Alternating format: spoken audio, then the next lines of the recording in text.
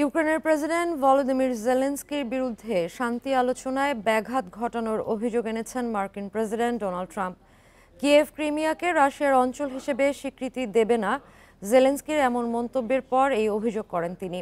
এদিকে বুধবার লন্ডনে 5 দেশের বৈঠকে শান্তি আলোচনায় খুব বেশি অগ্রগতি হয়নি। কিয়েভে রুশ হামলায় 9 জন নিহত এবং 70 জনের বেশি আহত হয়েছে। বান্ডেল থাকলে প্রতি সেনমানিতে টাকা বাঁচবে। বিকাশ সেনমানি বান্ডেল কিনে জিতুন প্রতি লেনদেনে। 2014 সালে ইউক্রেনের ক্রিমিয়া অঞ্চলকে সংযুক্ত করে রাশিয়া, তবে শুরু থেকেই এই সংযুক্তিকে স্বীকৃতি দিতে নারাজ কিয়েভ। রাশিয়া ইউক্রেন যুদ্ধের অবসানে শান্তি আলোচনায় আবারও ক্রিমিয়াকে স্বীকৃতি দেওয়ার বিষয়টি উঠে এসেছে।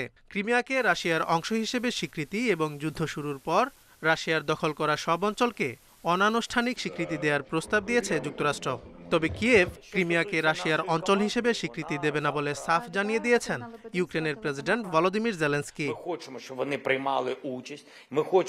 বিষয়টি নিয়ে ক্ষোভ প্রকাশ করেছেন মার্কিন প্রেসিডেন্ট ডোনাল্ড ট্রাম্প। ট্রুথ সোশ্যালে দেয়া এক পোস্টে ট্রাম্প দাবি করেন, যুদ্ধ শেষ করতে একটি চুক্তি খুব কাছাকাছি ছিল, কিন্তু যুক্তরাষ্ট্রের শর্ত মানতে জেলেনস্কির অস্বীকৃতি সংঘাতকে কেবল দীর্ঘায়িত করছে।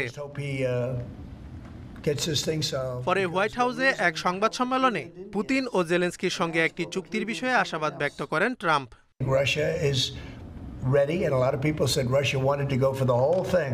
রাশিয়া চুক্তি করতে প্রস্তুত। আমি ভেবেছিলাম জেলেনস্কির সাথে চুক্তি করা সহজ হতে পারে। এখন পর্যন্ত এটি কঠিন, তবে সবকিছু ঠিকঠাক আছে। আমার মনে হয় উভয়ের সাথেই আমরা চুক্তিতে যেতে পারবো, কারণ এই যুদ্ধে প্রচুর টাকা খরচ হয়েছে, বহু মানুষ প্রাণ হারিয়েছে। এদিকে বুধবার লন্ডনে যুক্তরাষ্ট্র, যুক্তরাজ্য, ইউক্রেন, ফ্রান্স এবং জার্মানির মধ্যে শান্তি আলোচনায় খুব বেশি অগ্রগতি হয়নি। মার্কিন পররাষ্ট্রমন্ত্রী মার্কো রুবিও এবং বিশেষ দূত স্টিভ উইটকফ বৈঠকে অংশ না নেওয়ায় আলোচনা স্থিমিত হয়ে পড়ে। তবে শান্তি আলোচনা চালিয়ে নেয়ার কথা জানিয়েছেন বৈঠকে অংশ নেয়া নেতারা। অন্যদিকে শান্তি আলোচনা এগিয়ে নিতে আবারও রাশিয়া যাচ্ছেন মার্কিন বিশেষ দূত স্টিভ উইটকফ। সফরে রুশ প্রেসিডেন্ট ভ্লাদিমির পুতিনের সাথে চতুর্থবারের মতো বৈঠক করবেন তিনি।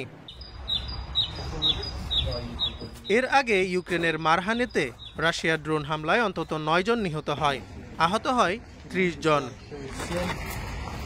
Zobayer Hussain, Independent news.